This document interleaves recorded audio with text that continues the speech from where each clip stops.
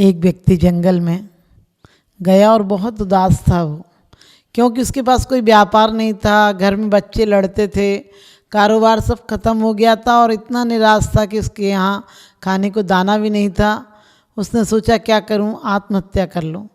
फिर सोचा ऊपर से गिरूं, कहीं गिर कर मरूं, क्या पता मौत आई कि नहीं। अचानक विचार आया कि कोई शेर के सामने खड़ा हो जाता हूं तो शेर खा जाएगा।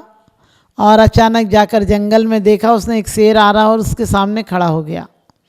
शेर ने कहा कि भाई तुम हमारे सामने क्यों खड़े हो, मेरे तो नाम से भी लोग डरते हैं। उसने कहा मैं बहुत परेशान हूँ और मैं इतना परेशान हूँ कि मरना चाहता हूँ और तुम मुझे मार सकते हो, दोनों काम हो जाएंगे तुम्हारे, तुम्हें भोजन भी मिल जाएगा और मैं इस जीवन के दुखों से मुक्ति पा जाऊँगा। शेर को दया आ गई। वैसे शेर को दया आती नहीं है, क्योंकि आजकल तो आदमी को भी दया नहीं आती है। आदमी में विष इस तरह से भर रहा है कि विषधरों का वंश भी अब डर रहा है। कल सुनेंगे कि आदमी के काटने से सर्प भी अब मर रहा है। वो उदास और निराश आदमी शेर से कहने लगा मुझे मरना है, तुम मुझे खा लोगे, तुम्हारा पेट भर जाएगा और मुझे भी जीवन से दुखों से मुक्ति मिल जाएगी। उस शेर ने कहा कि तुम्हें पर इतनी बड़ी आपत्ति क्या पड़ी है। उसने कहा बस मत पूछो, मेरे पास कुछ नहीं है, मैं पूरे जीवन से निराश हो चुका हूँ और मैं गरीबी से इतना परेशान हूँ, कर्जदार लोग मुझे परेशान करते हैं, बच्चे परेशान करते हैं, पत्नी परेशान करती है, मैं मरने के अलावा कोई रास्ता नहीं है। और शेर ने कहा यदि तुम्हें पैसा मिल जाए तो तुम जी सकते हो। उसने कहा हाँ मिल जाएगा तो जी सकता हूँ। उसने कहा चलो तुम मेरे गुफा में, मैं तुम्हें पैसे दूंगा। शेर से कहा उसने कि तुम पैसे क्या दोगे, तुम तो जान तक ले लेते हो, तुम्हारे पास पैसे रुपए कहाँ से आए। उसने कहा मैंने आज तक कई लोगों को खाया है, क्योंकि लोग मुझे देखकर डर के भागते थे और मुझे क्रोध आता था कि मैं इतना भयानक हूँ क्या। आज तुमने कहा है कि तुम मुझे खा लो और मैं आज भूखा रह जाऊँगा, लेकिन तुम जैसे इंसान को नहीं खाऊँगा। और शेर उसे गुफा में ले गया और कहने लगा कि मेरे पास बहुत जेवर हैं। उसने कहा तुम्हारे पास जेवर कहाँ से आए। उसने कहा मैं लोगों को मारता था और उनके बदन पर जो जेवर होते थे वो बच जाते थे, उसमें रखे हैं गुफा में, तुम ले लो। और कहते हैं उसने दिया और कहने लगा शेर कि अब कोई बात नहीं, तुम कहो तो तुम्हारा व्यापार बढ़ाना है तो मैं तुम्हारे साथ भी चल सकता हूँ। और उस दिन के बाद वो उससे माल ढोने लगा, लकड़ियाँ ढोने लगा शेर पर। उसके यहाँ कोई शादी का उत्सव था मनुष्य के यहाँ, और उस शेर को भी बुलाया, लेकिन किसी ने उससे पूछा मनुष्य से कि तू इतना बड़ा आदमी कैसे बन गया।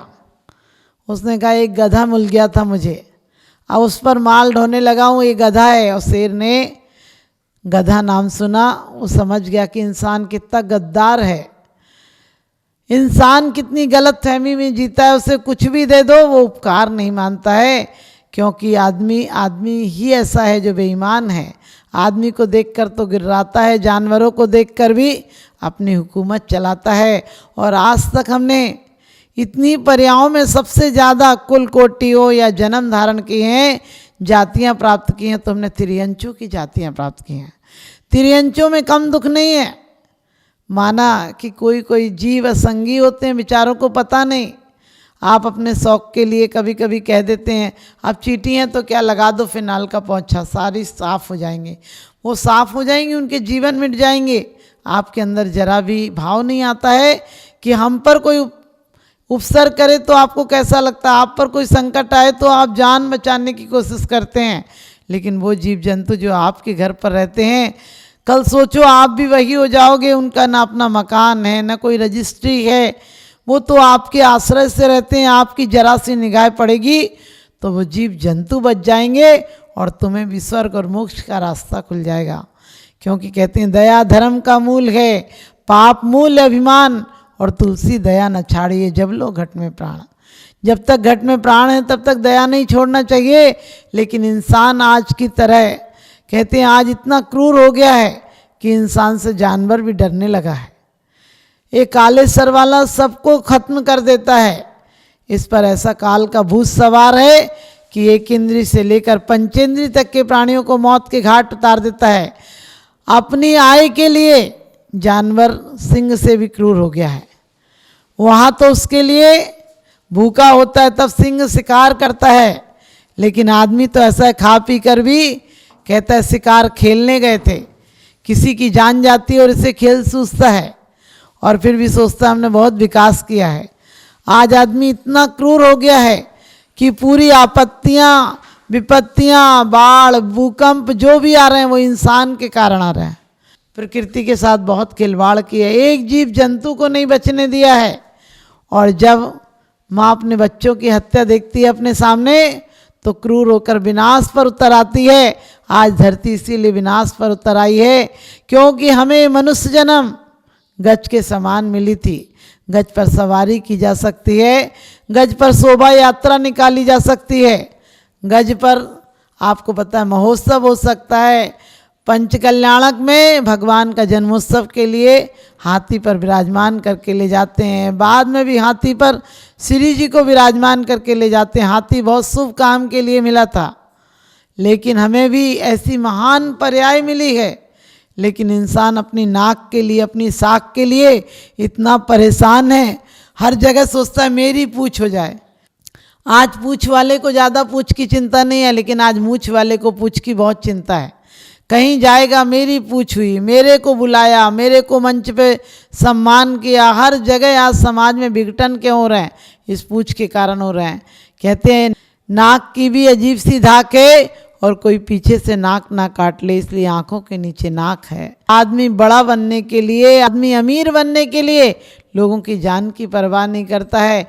और इतना ही नहीं, हर इंसान इतना क्रूर हो गया, अपनों से प्यार का व्यवहार नहीं करता है, दूसरों से बहुत अच्छा व्यवहार करता है। और आचार्य कहते हैं कि बड़ी मुश्किल से तुमने करोड़ों करोड़ों वर्ष, क्योंकि आपको पता है सबसे ज़्यादा मनुष्य योनि में नहीं रहता आदमी, देव और नरकी में नहीं रहता है, तिर्यंच गति में रहता है। निगोद से लेकर असंगी पंचेंद्री तक सब क्या है? तिर्यंच अवस्था है। लेकिन उतनी करोड़ों करोड़ों सागरों तक रहकर भी संभलता नहीं है, इतने दुख सहता है फिर भी नहीं संभलता है। आचार्य कहते कर्म जोग ते नरगति लहो। कर्म जोग से, बहुत पुण्य के योग से, बार बार थपेड़े खा खा कर कभी तो ऐसा हुआ कि मनुष्य बनता ही नहीं, बहुत मुश्किल से बनता है। क्योंकि तिर्यंच में इतना संक्लेश होता है, इतनी मरते टाइम इतनी वेदना होती है। आप देखो कुत्ता हो, सुअर हो, मुर्गा हो, बकरा हो, कहाँ शांति से मर पाते हैं। और जब अशांति से मरेंगे तो अति संक्लेश भावते मरो, घोर शुभ्र सागर में पड़ो। संक्लेश भाव से तड़फ कर मरता है आदमी तो नीचे चला जाता है, दुर्गति में चला जाता है, पतन की ओर चला जाता है।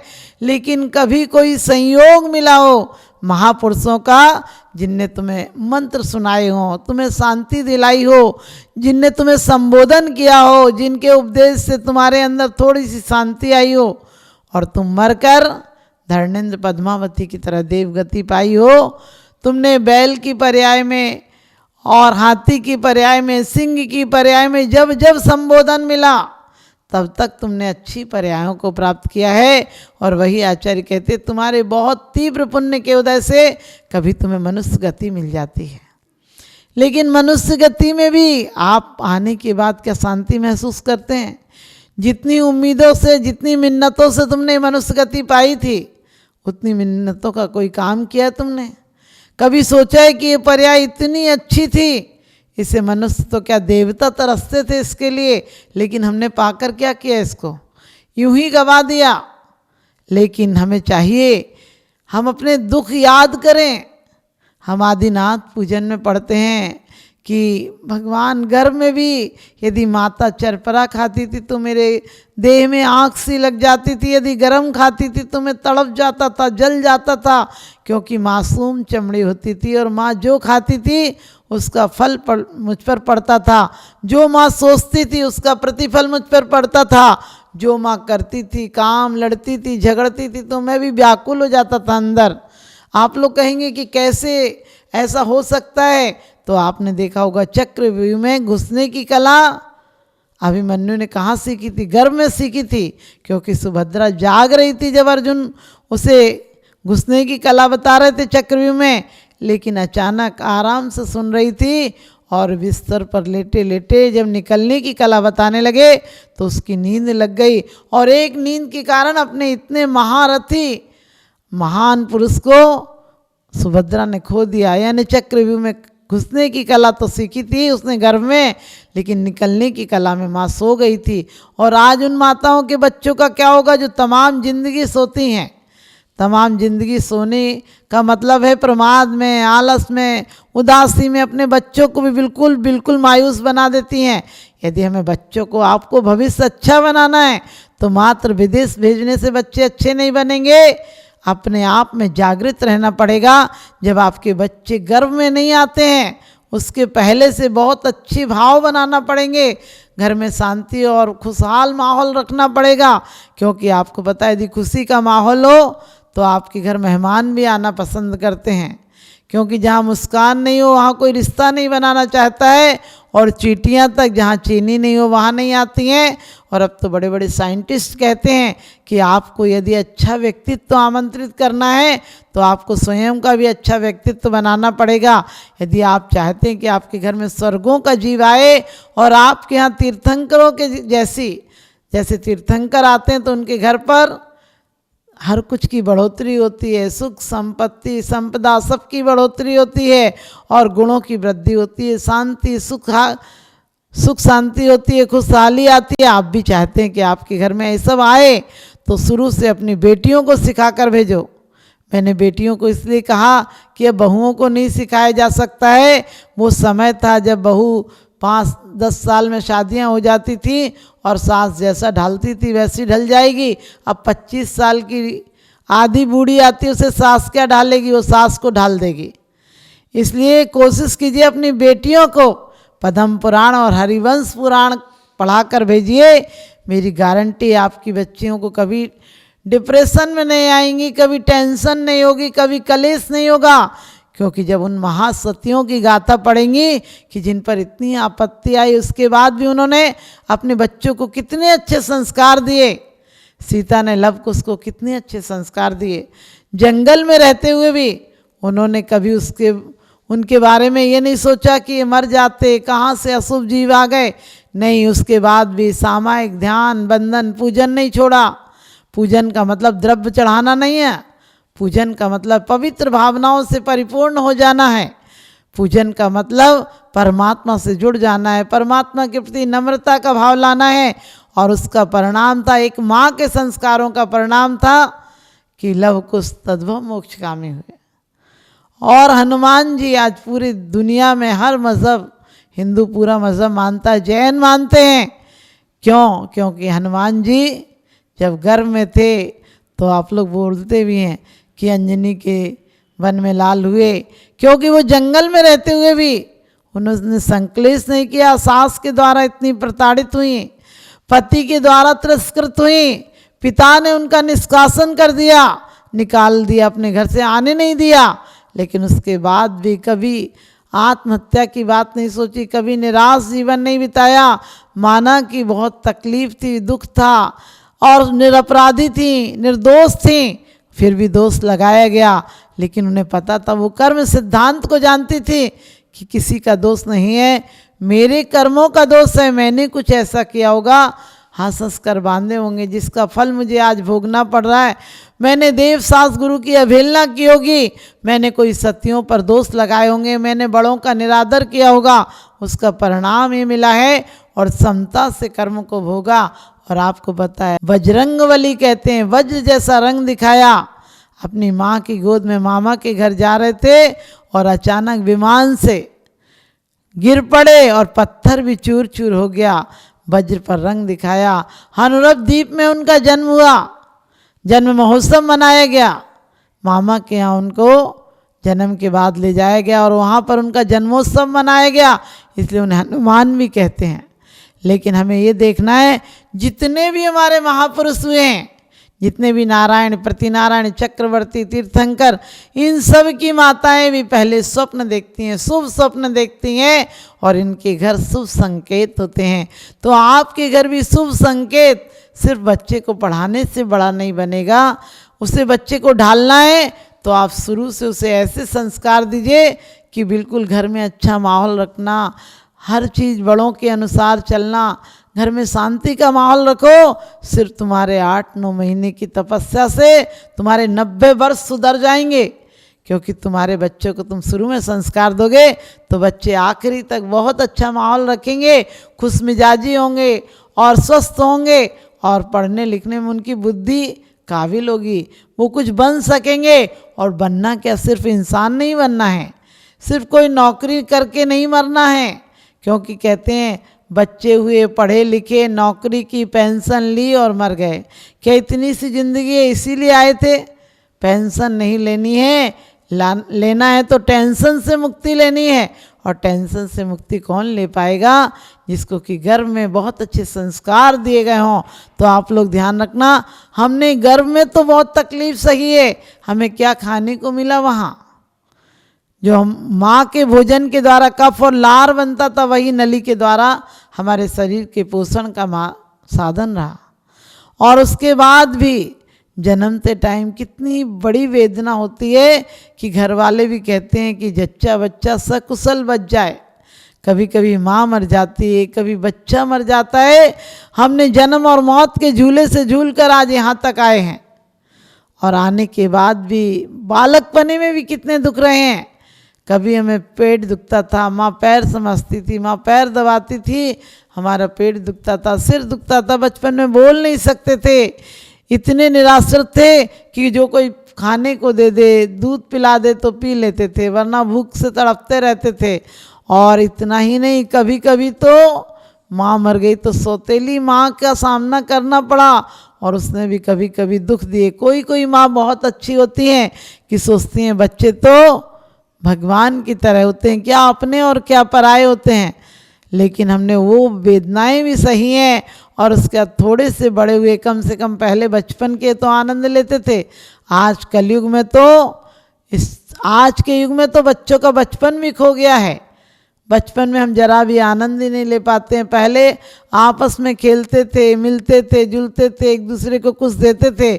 आजकल तो बच्चा एक कैद कोठरी में कैद होकर रह जाता है। आज का बच्चा सिर्फ मोबाइल में अकेला बैठा बैठा दिमाग खराब करता रहता, और कुछ नहीं। क्योंकि जीने की कला भूल गया है, हंसने मुस्कुराने की, प्रेम भाव की कला भूल गया है। और थोड़ा सा बड़ा हुआ तो उसे ये टेंशन रहती कि पढ़कर कौन सी डिग्री, कौन से कॉलेज में एडमिशन मिलेगा, और उसके बाद फिर कौन सी कंपनी मिलेगी। यदि वहाँ सफल भी हो जाते हैं तो ये चिंता रहती है लोगों को कि कौन सी कंपनी मिलेगी, और कंपनी भी मिल गई तो जीवन साथी कैसा मिलेगा। आज के युग में परिवारों में सच पूछो दाम्पत्य जीवन नहीं रह गया, गमपत्ति हो गए दंपत्ति, यानी कलह, ईर्षा, छल कपट, एक दूसरे से दुराव। आज एक घर में रहकर भी लोग एक घर में साथ नहीं हैं। आज घर का पता तो एक है, लेकिन एक दूसरे को पता नहीं रहता है। बच्चे भी माँ से कुछ बोलेंगे तो वो कहती है ऑफिस का काम करना, अपना काम कर लो, अपने ट्यूशन का होमवर्क निपटालो, ये कर लो, वो कर लो, ऐसे झुंझला कर बोलती है। बच्चों का बचपन की खुशियाँ खो गई। बच्चे क्यों आनंदपूर्ण नहीं है? आज लोग हमारे पास आते हैं, माता जी क्या करें, बच्चा बहुत क्रोध करता है। हमने कहा तुम्हारी औलादें, तुमने जो किया होगा उसका ही प्रतिफल है, जो तुमने दिया होगा बच्चे को। यदि बच्चा जब गर्भ में था तो आपने आपस में कलेश किया, ईर्ष्या की, छल कपट, क्रोध किया, तो बच्चे क्रोध के द्वारा पैदा हुए हैं, क्रोध के बच्चे हैं, इसलिए अपना फर्ज निभाएंगे। यदि प्रेम के बच्चे होते तो प्रेम पूर्ण संसार बनाते, और जब प्रेम पराकाष्ठा से ऊपर हो जाता है, प्रेम पूर्ण हो जाता है, तो वात्सल्य बन जाता है, यही भक्ति बन जाती है। और आपको पता होगा कलह करना नरक का प्रतीक है, कलह करना नारकी जीवों का लक्षण है। अब आप देखो, मनुष्य जन्म पाकर भी आप नारकी जीवन जीना चाहते हैं क्या? तो आज आदमी नारकी जीवन से भी बदतर जी रहा है। पूरे जीवन जोड़ता जोड़ता है, खाने का मौका ही नहीं मिलता है। पूरे जीवन कहता है कि अभी कमा ले, बाद में आराम से खाएंगे। शादी हुई पत्नी के साथ बोलने बैठने का मौका नहीं मिलता है, क्योंकि काम करना है, काम पर जाना है। और आज पैसे तो लाता, लेकिन इतना थक के चूर हो जाता है कि घर में फैमिली के लायक नहीं बचता है, 2 मिनट माँ बाप से नहीं बोलता है, पत्नी से ढंग से बात नहीं करता है, बच्चों को प्यार नहीं दे पाता है। और आज तो हालत ऐसी हो गई कि जब तक बच्चे उठ नहीं पाते तब तक तो पापा दूर ऑफिस हो तो चले जाते हैं। एक बार एक बच्चे ने कहा कि मम्मी कोई आया है, उसकी माँ ने कहा देख ली कौन आया है। बच्चे ने दरवाज़ा खोला और अपनी माँ से कहा, मम्मी मम्मी संडे वाले बाबूजी आए हैं। आप समझ गए, क्योंकि बच्चा सिर्फ संडे के दिन उन्हें देख पाता था अपने बाप को, बाकी तो बाप बहुत सुबह चला जाता था और रात को बच्चे जब सो जाते थे तो लौट कर आता था। ये कोई ज़िंदगी हो गई। कहते हैं भाड़ में जाए तेरी संस्कृति, तेरी विज्ञान, तेरी कला, स्वयं से डरने लगी है तेरी बला, सुबह से शाम तक खंडरों की तरह रहता है, सुबह से शाम तक खंडरों की तरह रहता है। तुझे अपने बच्चों का चेहरा भी याद नहीं रहता है, तुझे अपने बच्चों का चेहरा भी याद नहीं रहता है। ऐसी ज़िंदगी हो गई। और कहते हैं जवानी तो जवानी, जवानी पूरी चिंता में, टेंशन में, एक दूसरे की कंपटीशन में निकल जाती है। और बुढ़ापे में तो कोई बात नहीं सुनना चाहता है। जिस घर के तुम मालिक थे उस घर में नौकर से बदतर स्थिति हो जाती है। जहाँ तुम एक बार पानी मांगते थे जवानी में, तब चार तरफ से पानी आता था, अब चारों तरफ से कर्कश आवाज़ आती है, चुप भी रहा करो, बोलते हो तो बोलते ही रहते हो। ऐसी उपेक्षाओं की ज़िंदगी जीकर भी आदमी अपना आत्म कल्याण नहीं करना चाहता है, सिर्फ भगवान से कहता है कि मोक्ष दे देना, स्वर्ग दे देना। अरे वो कोई जादू की छड़ी नहीं कि दे देंगे, आप स्वयं को बदलेंगे तो दुनिया बदल जाएगी। अरे सुधारक जगत की मत कर चिंता यार, अरे सुधारक जगत की मत कर चिंता यार, और तेरा ही मन जगत है पहले इसे सुधार, तेरा ही मन जगत है पहले इसे सुधार। इसे सुधारना है, अपने जीवन को महान बनाना है, तो ये नहीं करना है कि आज जैसी ज़िंदगी जी रहे बस से बदतर जी रहे हैं। आखिरी दिन तक बच्चे हमारे बच्चे हमारे बच्चे, और बच्चा ऐसा सलूक करते कभी कभी तो कि आपको हॉस्पिटल में डाल देते हैं और फिर डॉक्टर से कहते हैं अभी हमारे दवाई लेकर, वो आते ही नहीं, वहीं छोड़ जाते हैं, वृद्धाश्रमों के बाहर छोड़ जाते हैं। और यदि घर में भी रखते हैं तो इज्जत से, सम्मान से, प्यार से, प्रतिष्ठा से नहीं रखते हैं आपको, आप ज़बरदस्ती जीते हैं। फिर कहते हैं भगवान स्वर्ग दे देना, भगवान मोक्ष दे देना। हमने कही ज़िंदगी भर तूने दूसरे व्यापार किए, अब मरने के बाद मोक्ष दे देना। ऐसा क्या भगवान पागल है जो तुझे ऐसी चीज़ें दे देगा? तो पता है उसे थी कि तूने अंदर से क्या मांगा है, तूने जीवन की सही ऊर्जा कहाँ लगाई है। आज हम सही दिशा नहीं दे पा रहे, बच्चों को सकारात्मक सोच नहीं दे पा रहे, इसलिए आज के बच्चे स्कूलों में आग लगा रहे हैं, चक्का जाम कर रहे हैं, पत्थर फेंक रहे हैं। ये क्यों कर रहे हैं? क्योंकि हमने उन बच्चों को खेती करना, बागवानी करना, बड़ों के पैर दबाना, घर के काम करना कुछ नहीं सिखाया है। और फिर कहते क्या करें, बच्चे मानते नहीं हैं।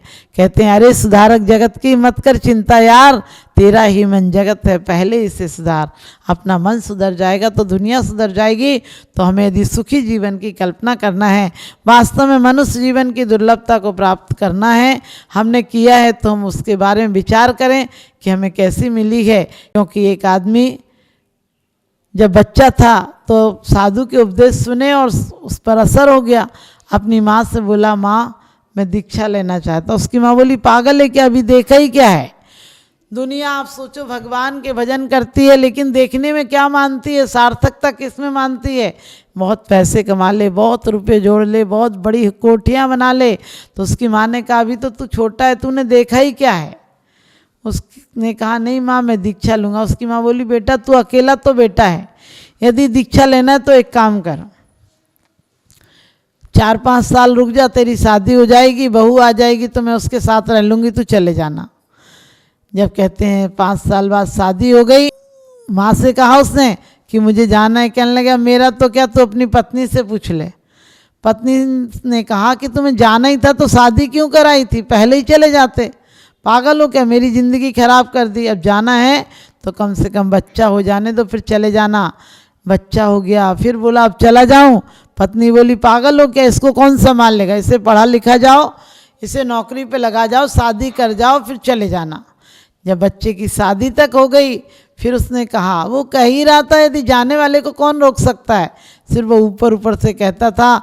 उसने फिर कहा अब चला जाऊं। फिर घर के लोगों ने समझाया अरे पागल है, कम से कम अब बच्चे की शादी की है तो गरम गरम रोटी तो खा जा, एक पोता तो देख जा, दुनिया तरसती है इस दिन के लिए। और पोता हो गया।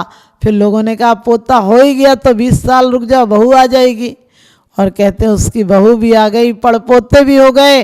अब तो मोह जाल इतना फंस गया, इतना फंस गया मोह जाल में, और स्वयं का शरीर धीरे धीरे शिथिल हो गया, बीमारियों ने घेर लिया, घुटने काम नहीं करते, आंखों से दिखता नहीं, दांतों से चबता नहीं, कोई घर में सुनता नहीं, पड़ा पड़ा सड़ रहा है, ये हालत हो गई। और घर के लोग भी कहते हैं अब ये बुढ़ा कब मरेगा। और एक दिन हुआ कि मर भी गया। और एक दिन देवता को तरस आ गया कि इसने बहुत बार हमें बुलाया था और कम से कम अब ये कुत्ते की पर्याय में चला गया, तो अब इसको तार तो दें। और कहते हैं देवता आया, कहने लगा तू इतनी बार कहता था जाऊं जाऊं, अब मौका आ गया, अब तो तेरा सब कुछ छूट गया, अब कम से कम अब तो चल। कहने लगे अब तो मैं अपने पोते के साथ घूमने जाता हूँ, बड़ा अच्छा लगता है कि मेरा पोता घुमाने प्यार से ले जाता है, कभी कभी तो गोदी में बैठा लेता, अब तो मज़ा आता है, अब नहीं जाऊँगा। फिर कहते हैं बिल्ली बन गया। फिर देवता आया, कहने लगा अब तो चल। कहने लगे अरे बच्चों का जूठा कूठा खा लेते हैं, दूध मलाई छोड़ देते हैं, उसको खा के कम से कम प्यार तो मिलता है, बच्चों को तो देखती रहती हूँ, अब नहीं जाऊँगी। चूहा बन गया। फिर देवता ने कहा अब तो चल। कहने लगे अब नहीं जाऊँगा, क्योंकि कम से कम पुराने कपड़े खाने मिल जाते हैं, घर में रहने को मिल रहा है, इतनी मेहनत से घर बनाया, अब ऐसे जाया जाता है क्या। और उसके बाद कहते हैं चूहे की पर्याय से भी ना जाने कौन कीड़ा मकोड़ा हो गया। देवता ने समझ गया कि ये झूठा मनुष्य सिर्फ कहता है कि मुझे चाहिए कुछ नहीं, ये इसी प्रकार से चतुर्गति में दौड़ता दौड़ता मर जाएगा, इसे कभी जीवन में सुख और शांति नहीं मिलेगी। हमारी हालत भी उससे बदतर है कि हम भी रोज़ भगवान से कहते भगवान निज पद दीजो मोय, सब जीवन के सुख बड़े आनंद मंगल होए, लेकिन सब जीवन के सुख नहीं चाहते हैं। अपने जीवन के सुखों के लिए, अपने सुखों के लिए दूसरों को दुख देने को भी तैयार हैं। तो हमें मनुष्य जन्म मिला है, बड़ी मुश्किल से पर्याय मिली है। ये 84 लाख योनियों में एक योनि ऐसी मिली है जो कल्प वृक्ष और कामधेनु से भी बढ़कर है। क्योंकि रावण ने जब कैलाश पर भक्ति कर रहा था और उसका तार टूट गया वीणा का, तो उसने तार लगा दिया था और देवता आए, कहने लगे तुम मांगो, तुम्हारी भक्ति देखकर हम खुश हैं। उसने कहा था भक्ति से बढ़कर कोई कल्प वृक्ष नहीं होता है, मुझे नहीं चाहिए। तो हम भी सोचें ये मनुष्य जन्म में जो देव सद्गुरु की सेवा दया परोपकार रूपी संपत्ति मिली है, इससे बड़ी और कोई संपत्ति नहीं होती है। आप सबको ये संपत्ति भी मिले और इसके साथ साथ वो अक्षय अनंत आनंद भी मिले, हमारी ऐसी भावना है। आप सबको बहुत बहुत आशीर्वाद। आपके जीवन में सुख शांति चाहिए तो पुराणों को पढ़िए, शास्त्रों को पढ़िए और उसको जीवन में अमल पर लाइए। और वर्तमान योग पढ़कर पापों से बचिए कि यदि पाप करेंगे तो हमें दुर्गति में जाना पड़ेगा, और सत्कर्म करेंगे तो ये जीवन भी सुखी हो जाएगा और अगला जीवन भी सुखी हो जाएगा। आप सबके सभी जीवन सुखी हो, हमारी यही मंगल कामना।